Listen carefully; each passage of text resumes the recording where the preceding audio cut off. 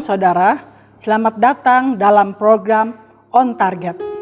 Mari kita baca di Yoel 2 ayat 28 dan 29. Demikianlah firman Tuhan. Kemudian daripada itu akan terjadi bahwa aku akan mencurahkan rohku ke atas semua manusia. Maka anak-anakmu laki-laki dan perempuan akan bernubuat. Orang-orangmu yang tua akan mendapat mimpi. Taruna-tarunamu akan mendapat penglihatan-penglihatan. Juga ke atas hamba-hambamu laki-laki dan perempuan akan kucurahkan rohku pada hari-hari itu.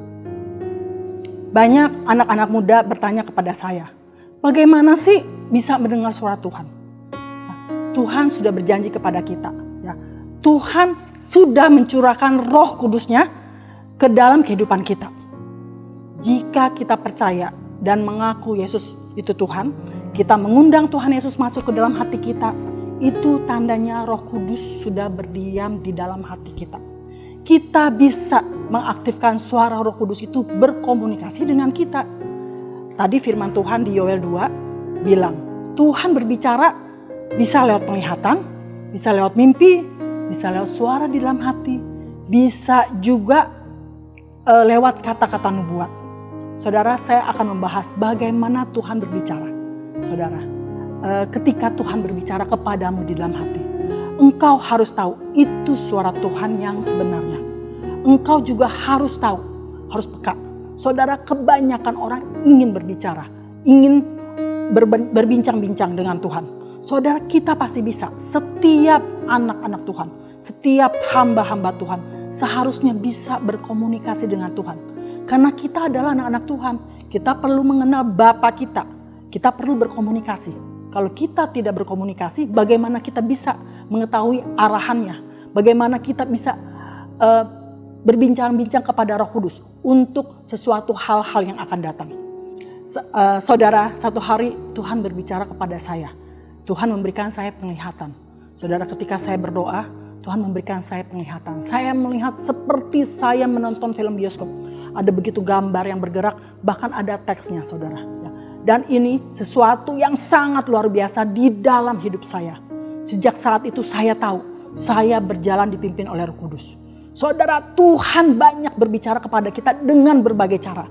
Mungkin anak-anak muda yang nonton di sini bisa mendengar suara Tuhan lewat mimpi. Bisa juga lewat penglihatan. Bisa juga lewat kata-kata nubuat. Saudara, semua Tuhan mau berbicara. Tuhan pasti mau berbicara kalau kita mencari Dia. Saudara, contoh Tuhan mau berbicara kepada kita, ada satu pengalaman saya, saudara. Ketika itu saya bermimpi, saudara. Ya, saya bermimpi, saudara, di satu malam. Saya melihat Tuhan Yesus menuntun saya. Dan sebelum itu saya belum masuk, saat itu saya belum dipanggil sebagai hamba Tuhan. Saya masih seorang yang biasa-biasa saja. Saya masih seorang yang biasa-biasa saja, hidup saya biasa saja, bahkan saya tidak aktif di pelayanan. Saudara, tetapi ketika Tuhan memanggilmu, engkau harus tahu itu pasti panggilan Tuhan. Bukan dengar dari kata hamba-hamba Tuhan. Ya, hamba-hamba Tuhan yang bernubuat itu hanya peneguhan. Ketika Tuhan memanggilmu, ketika Tuhan berbicara kepadamu, engkau pastikan itu dari Tuhan. Ketika waktu itu saya bermimpi, Tuhan menuntun saya. Saya melihat Tuhan menuntun saya, memegang tangan kanan saya, dan saya naik ke satu tempat, ke satu gunung yang tinggi. Saya naik, saya berjalan di ganteng, dan saya tahu saat itu Tuhan memanggil saya. Saya merasakan damai sejahtera, saya merasakan sukacita yang luar biasa. Saudara, secara fisik, secara roh, saya tidak mengerti. Tetapi saya tahu kalau saya bersama Tuhan, saya pasti hidup dipimpin oleh Tuhan Yesus. Saudara, kalau engkau mau dengar suara Tuhan, pastikan hidupmu kudus. Saudara, ketika engkau mengaku Yesus sebagai Tuhan, engkau meminta Tuhan Yesus masuk memenuhi hidupmu. Dan Tuhan Yesus sudah berdiam di dalam hidupmu. Saudara, kalau Tuhan sudah berbicara dalam hidupmu, biarkan Tuhan yang berkuasa di dalam hidupmu. Jangan biarkan roh yang lain masuk. Saudara, roh yang lain masuk itu bisa mengganggu kata-kata Tuhan. Ya, saudara, kalau yang berkuasa di dalam hidupmu lebih dari Roh Kudus, misalnya karaktermu jelek, engkau sering melakukan hal-hal yang dosa, engkau sering menyakiti hati Tuhan. Itu gambaran dari roh yang lain masuk di dalam hatimu.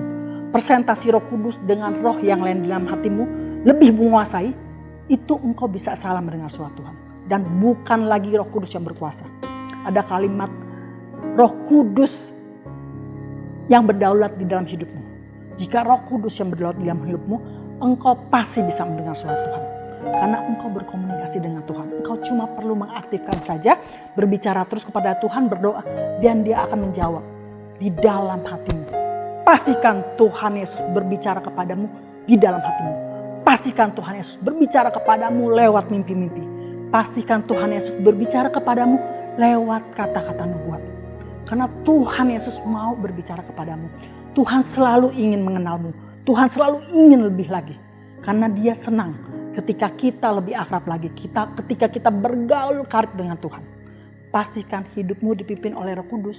Oleh karena itu, hiduplah dengan yang kudus-kudus. Engkau juga bisa mendengar suara Tuhan lewat puji-pujian penyembahan. Bagaimana caranya, Ibu? Begini, engkau memuji menyembah Tuhan. Kalau engkau tidak bisa memuji menyembah Tuhan, dengarkan aja lagu, ikuti, terus menerus memuji Tuhan, bersihkan hatimu, tenangkan pikiranmu sampai engkau lelah. Setelah engkau lelah, engkau kemudian stop, tunggu waktu Roh Kudus berbicara kepadamu, berdiam diri, tunggu 1-2 menit. Ya. Jika Roh Kudus di dalam hatimu masih belum berbicara, ulangi lagi sekali lagi.